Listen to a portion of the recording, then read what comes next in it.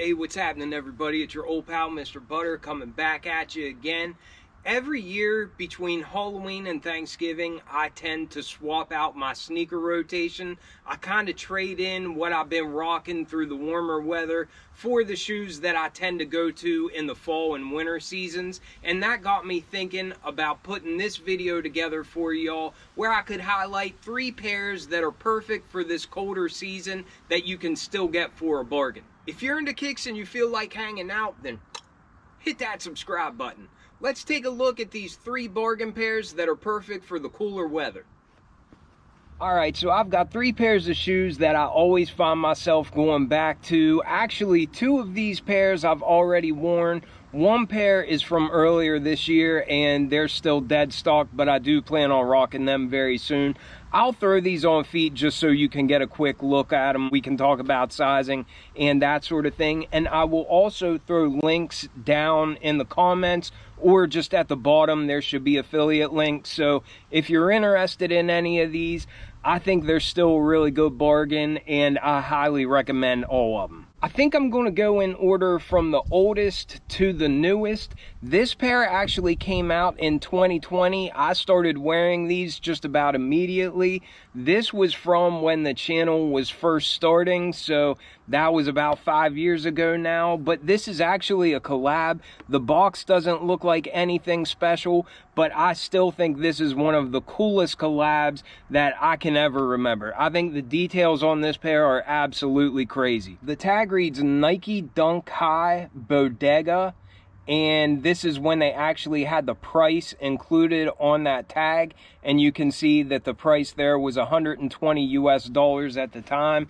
I don't know that they're that cheap on the resale market, but I think with fees and everything, in most sizes you should still be able to get these for under $150 US. That's another important point that I should make, is when I'm talking about the prices of these on resale platforms like GOAT and StockX, I'm referring to the price that they are in my size, which is a 10 or a 10.5. But for the most part, across the board, the prices should be pretty similar. We do have some dual branded paper inside of this box. You can see Nike and Bodega branding. These also came with a dual branded bandana, which I thought was a cool touch. And enough of my yapping. Holy Americana. Even though I've had this pair for about 5 years now, I still get amazed whenever I take these out of the box. The details really just go off the charts on this one. This was inspired by old-timey Americana. I think the creators of this shoe said that they referenced Western shows, like old TV Western shows, as well as an old baseball glove, old horse saddles, and that kind of thing. With all these leather tied accents on the back, you can definitely see that baseball glove reference. And then all this detailed stitching that we have on all these leather overlays, that definitely hammers home that Western Americana kind of theme. And really, we get all that detailed, intricate stitching on just about all panels of these. I love the colors. The colors really give me like a Thanksgiving or fall type feel, but all these little details I think are just next level. This shoe feels like it is very high end.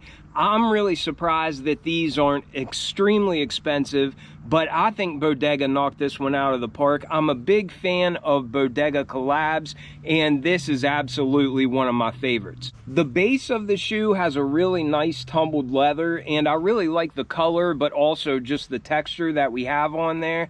We kind of have like a tiger eye type pattern for the swoosh, and I think that's really unique and cool looking. Our tongue is a really nice black leather on this pair, and it came with some black wax laces already in it. And then on the back of the tongue, it's like a red satin material. You see more Bodega branding, and then there's like a hidden stash pocket. And I think it says hidden in plain sight, which I think is another cool extra detail. My wife was actually nearby whenever I was just digging these out of the box, and she saw them and she was like, oh, remember, that's a pair I really like. So I might have to look online and see how much they would be in her size as well.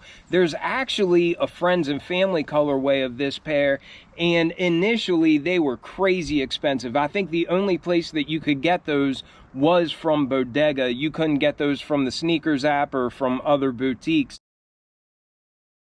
I might have to reach back and grab that pair just because I really like this pair. I've worn it throughout the years ever since they dropped, and I'm really just amazed that a pair with this kind of detail, with this kind of unique style, is still so affordable. But anyhow, the Bodega Dunks are the first pair of affordable sneakers that I would highly recommend for the cooler weather. Alright, so here we have a quick look at the Bodega Dunks on feet. I know they might not be for everybody, but I am just a huge fan of the materials as well as all these fine little details that don't really jump out at you unless you're taking a close look at them. I think these things are so epic, and I can't think of another collab that I have that has details that go as hard as this pair. I absolutely love these things. For me, true to size is definitely the move, and it seems like every year before Thanksgiving I break these bad boys out. Hit you with a little bit of that top-down POV.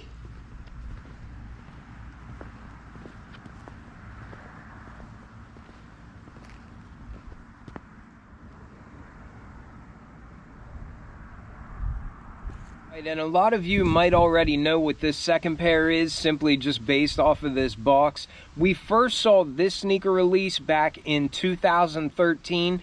Before they were re-released, I actually saw a lot of people say that this was a grail sneaker for them. They ended up dropping, and it's just one of those pairs like we've seen in recent years that it's a great pair. I think the style is great, materials are great, but they just didn't hit with the masses, so you can all reap the benefits of that on resale platforms like GOAT and StockX. It's got a quote from Michael Jordan on the top here, and then a bright orange Jumpman that will kind of match the shoes. I went true to size on this pair, and it works out perfectly for me. This is another pair that in my size right now on resale platforms, I think these run about $150 US, and I think that is a great deal on a sneaker of this caliber. But enough of that box talk. These things are Scary cool. This is one of those pairs that I don't think can really be appreciated unless you see them in person. These dropped in 2023. That's when this pair is from. And much like the last pair I looked at, I started wearing these just about immediately. And they have aged so well. I plan on wearing these a lot through the cooler season as well. The one thing I will say about this pair in comparison to the others is this one has a really nice nubuck upper. So if there's slush on the ground and if there's salt on the ground and that sort of thing, I'll stick more towards a Jordan 1 high before I would grab this pair, simply because I don't want that salt kind of staining up this upper. But aside from that, I think 3s are a little bit warmer on feet than what Jordan 1s are, just because there's a little bit more padding and they're a little bit thicker. But I love the quality on here. I love the colors that we get. That orange is perfect for the fall season, and I mean really you could wear it all year round. But I love the little bright orange accents that we see on the tongue and going up the eye stays, as well as on that heel tab, and we even get a hit of it in the visible air unit. I've been rocking these a ton, and this is a pair that I actually get a lot of compliments on. I think there must have been really high numbers of this pair whenever it was released, and really I just absolutely love the style. I love a Jordan 3. It's one of my favorite Jordan retro silhouettes, and I cannot speak highly enough of the material that we got on this upper, and I just think the colorway is dope. I absolutely love this pair, and because they're still available at such a good bargain, this is number 2 on my list of affordable sneakers for the colder weather. And here we have a quick on-foot look at the Jordan Fear 3s. I absolutely love those neon orange accents that we get on the upper. I wouldn't call the Jordan 3 an extremely comfortable silhouette normally, but there's something about this pair that just makes them feel like they're extra cozy on feet. It might just be because this upper is extremely soft. They just feel really comfortable, and I'm all for that. There was also a Jordan 4 from this Fear pack, and it's probably not a popular opinion, but I definitely prefer the Fear 3s to the Fear 4s. And like always, we'll hit you with that top-down POV.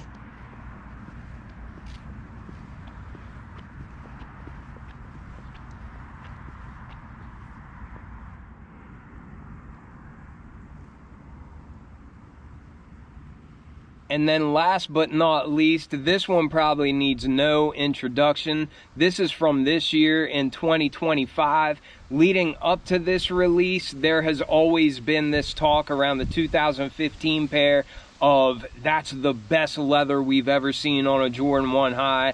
And basically any Jordan 1 that came out with good materials was always compared to the original pair of this shoe. This, of course, is the shattered backboard. This goes along with a uniform that Jordan was wearing early in his career when he was playing overseas, whenever it wasn't in season during the NBA. I think he was in Italy, but he was playing overseas and he slam dunked the ball and he broke the backboard. Based on that colorway of his uniform that he was wearing at that time, that's where we got the shattered backboard Jordan 1. This pair is absolutely incredible, and I am still in disbelief that you can grab this pair for under retail right now. Once again, I went true to size on this pair, and like I said, I haven't thrown these on feet yet, but it's just because I have so many Jordan 1 highs in my rotation. I love the Jordan 1 high for the winter time. It keeps all the elements out, and here they are. This style is earth-shattering. I always tell people that Jordan 1s are the silhouette that I wear more than any other Jordan retro,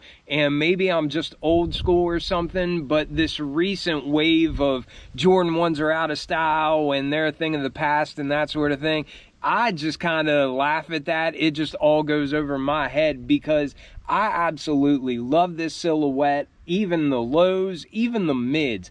I love Jordan 1s. They've always just been such an absolute icon to me. I wear these things like a lot of people wear like Chuck Taylors or Vans. Like, it's just an everyday staple. I could wear Jordan 1s every day of the week. They're not the most comfortable, but I just love the style that much, and I love that you can get all kinds of colors of them, and highs, lows, whatever you want. You can basically find whatever you're looking for in a Jordan 1 at a really affordable price, and that is not always the case. There are some periods in sneakers where the Jordan 1s become really hard to touch, and I know for people that just got into it, that might be hard to relate to, but it's much like we saw years ago with the Dunks, the Dunk lows. Basically every Dunk low, even GRs, was an immediate sellout, and everybody would be going after them, and they were really hard to touch for retail. Well, at times we see Jordan 1s get like that, both highs and lows. And I'm not talking about only collabs, I'm talking about just GR